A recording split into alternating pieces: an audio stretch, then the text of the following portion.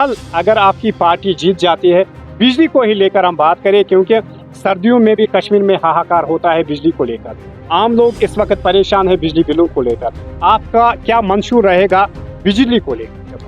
देखिए, अगर आप और बिजली प्रोडक्शन बढ़ाएंगे अपने स्टेट 2-4 हज़ार 5 हज़ार और बढ़ाएंगे इन सालों में, अगर आपने काम किया होता तो ये मुसीबत रहती ही नहीं। आप 2-3 हज़ार मेगावाट तो फ्री में भी दे सकते थे अपने लोगों को, कोई बिजली फीस किसी को देने की जरूरत नहीं। लेकिन आपको बता दें, जम्मू कश्मीर यूटी में इलेक्शन को लेकर सरगर्मियां उरूज पर है। हर एक पॉलिटिकल लीडर, पॉलिटिकल वर्कर्स अपनी अपनी कैंपेन में जारी है।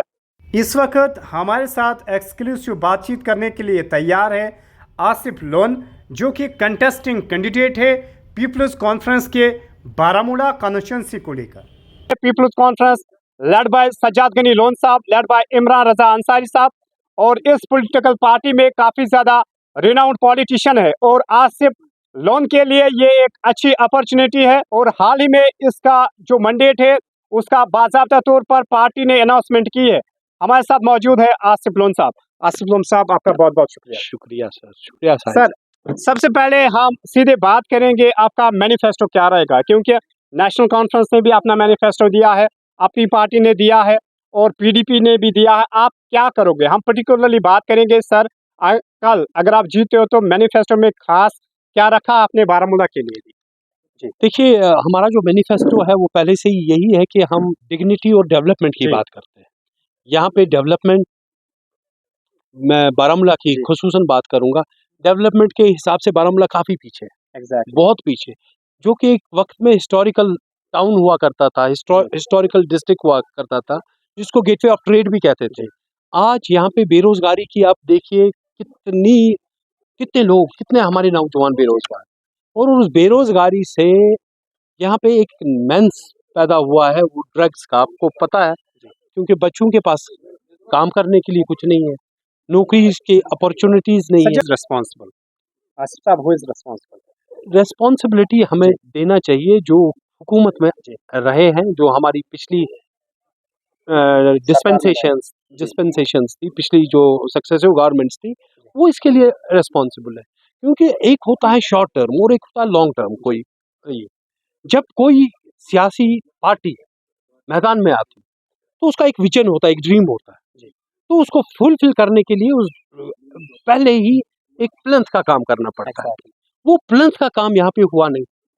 यहाँ पे आप हुकूमत में आए, अपनी गाड़ियाँ, अपने ऐश, अपनी अशरत उसी में चले गए, अपनी लग्जरीज में चले गए, और लोगों का कोई पुरसान हाल नहीं।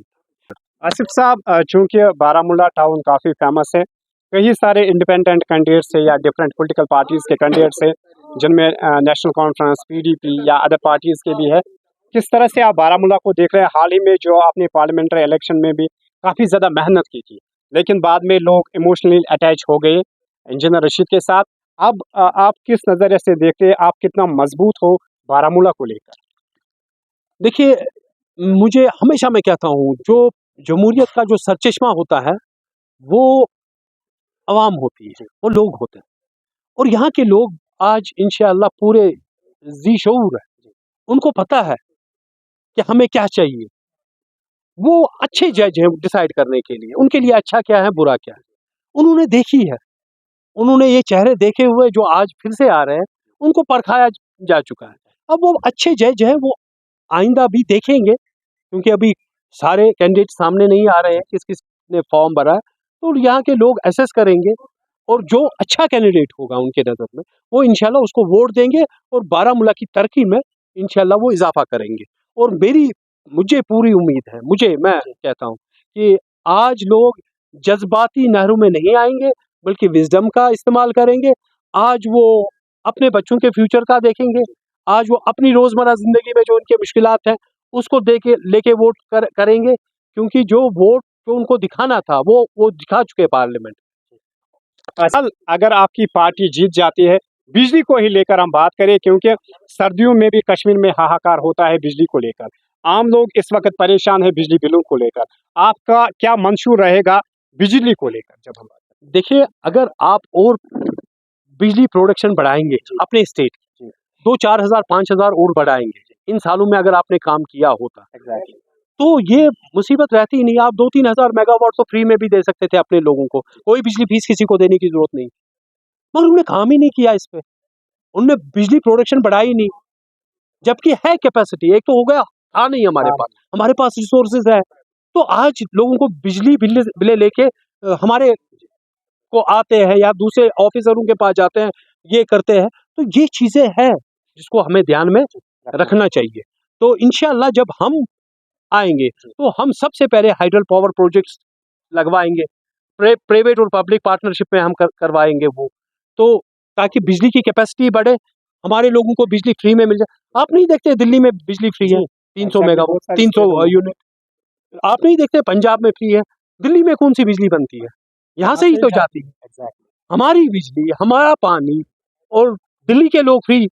और ये देखिए हमारी गवर्नमेंट, हमारा जो सक्सेसफुल गवर्नमेंट रही है, नेशनल कॉन्फ्रेंस रही है, उन्होंने यहाँ के लोगों को मुसीबत में डाल के रखा हुआ है। ये इन्हीं की देन है। अगर लॉन्ग टर्म पॉलिसीज होती, पहले से इस पे काम किया होता, तो आज ये मुसीबत हम कश्मीरियों को, इस जनरेशन को नहीं देखनी पड़ी। साहब आपसे जानने की कोशिश करेंगे, लोगों की एस्टिमेट ये है नौजवान आपके साथ जुड़ते जा रहे हैं, और अगर आप कल कामयाब हो जाते हैं, कई सारे ग्रेजुएट से, पोस्ट ग्रेजुएट से, चाहे मेल्स की बात करें, फीमेल्स की बात करें, एक तरफ यूथ आपके साथ जुड़ रहा है, क्योंकि आसिफ साहब खुद भी जवान है अभी, ये लोगों की खिदमत करेंगे। नौजवानों के लिए क्या मखसूस पॉलिसी रहेगी जो ग्रेजुएट से, पोस्ट ग्रेजुएट से? देखिए जहाँ तक मैं अपनी ज़ाती राय बता रहा हूँ, मैं टाउन में या गांव में जब भी जाता हूँ तो मुझे वहाँ यही देखने को मिलता है, पोस्ट ग्रेजुएट लोग, लड़के बैठे हुए हैं और उनके बूढ़े माँ बाप उनके सामने होते हैं, तो वो सिर्फ यही हमसे सवाल करते हैं, हमारे ये 2 बच्चे हैं, इनको रोजगार नहीं, अब हमारी उम्र हो चुकी है, हम कमाने के लायक रह नहीं चुके, आप हमें बताइए। इनको इतनी ज़्यादा एक्सपेक्टेशंस है। मैं ये सोचता हूँ या अल्लाह, अगर आप मुझे कामयाब करोगे, क्या मैं ये एक्सपेक्टेशन इन लोगों को फुलफिल कर सकता हूँ? क्या मैं अल्लाह के इसमें गुनहगार तो कल को नहीं हो जाऊंगा? आज मैं इनको ये सपने दिखा रहा हूँ और कल को मैं ये ना कर पाऊँ, तो उसमें मैं अल्लाह से दुआ गो हूँ।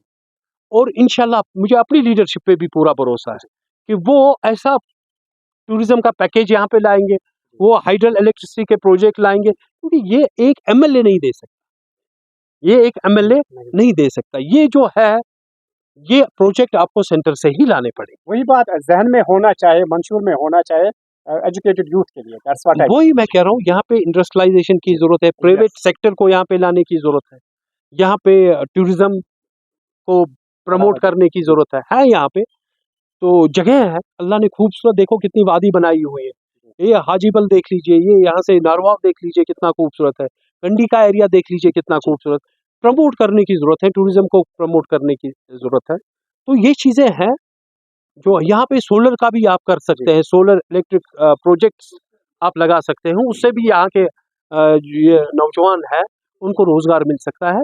बहुत सारे एवेन्यूज है, मगर कोशिश है कि पॉलिटिकल विल होनी चाहिए, करने की चाह होनी चाहिए। ये नहीं कि मैं बन गया उसके बाद गाड़ी में निकल के बैठा श्रीनगर में, तो यहाँ लोग जाएंगे, नहीं जी साहब सोए हुए हैं, साहब वो है। यहाँ लोगों के घर घर पहुँचने की जरूरत है। लोगों के घर में अगर आप जीत जाते हो, क्या जिस तरह से आज यहाँ पर, चाहे आपके रेजिडेंस की बात करें, ऑफिस की बात करें, फ्रीली लोग आते हैं, नौजवान आते हैं, बुजुर्ग आते हैं फ्रीली, कल अगर आप एमएलए बन जाते हो, क्या ऐसा ही माहौल रहेगा आम लोगों के लिए? देखिए मैं एमएलए बनने के लिए नहीं निकला हूँ, मैं आपको साफ बताऊं, मैं यहाँ के लोगों को अवेयर करने के लिए निकला हूँ। गलत क्या है, सही क्या है, डिसाइड करना लोगों का काम है। यहाँ के लोग बड़े जीशऊर लोग हैं, तो इनको पता है, इनको कहने की और समझाने की जरूरत नहीं है। ओ भाई मेरे, अगर आप बदलाव चाहते हो तो पुरानी शराब आप नई बोतलों में भेजोगे, ये कहाँ चलेगा?